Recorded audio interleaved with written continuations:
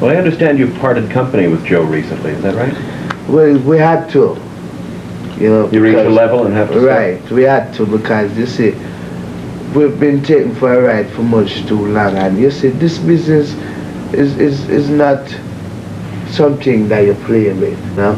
And like when a lot of journalists used to ask Bob, who used to be his favorite artist, he would normally say Dennis. I mean, with a man like Bob, or the gang as we would call him, right? For him to say something like that, I mean, you can't joke out this word, you know?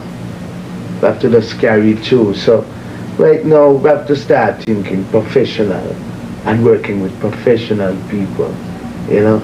Be on a gig on time, you know, interviews, etc., etc., you know? Be professional. Well, we have always been revolutionary, but you see, different people categorize different songs in a different way, or many ways, you know, many different ways, you know. But that's just one of them songs, you know. That's just one of them songs. One of the many that is to come. Well, a lot of people thought more or less we were singing about guns and demons and all that, but we see it on a different level, a more spiritual vibe, you know, a spiritual revolution, you know. We don't come to fight skin, flesh and blood, but spiritual wickedness in high and low places, you know. So when we sing of revolution, it's a spiritual revolution to what is happening now, you know, because it's really telepathy. You just came back recently from Ethiopia. True. Tell me about that experience. Well, it was good, you know. It was my first time ever going to Africa, you know, stopping in Asmara, then we stopped in Addis Ababa, you know, made our way to Shashamaniland, you know, riding on the King's Highway. That highway can take from Addis Ababa straight through to Cairo, you know, in Kenya, you know. And my experience there was a never-ending one, you know. Every day we learn something new. And you see, from you stand up and fight for your right, you must get fight.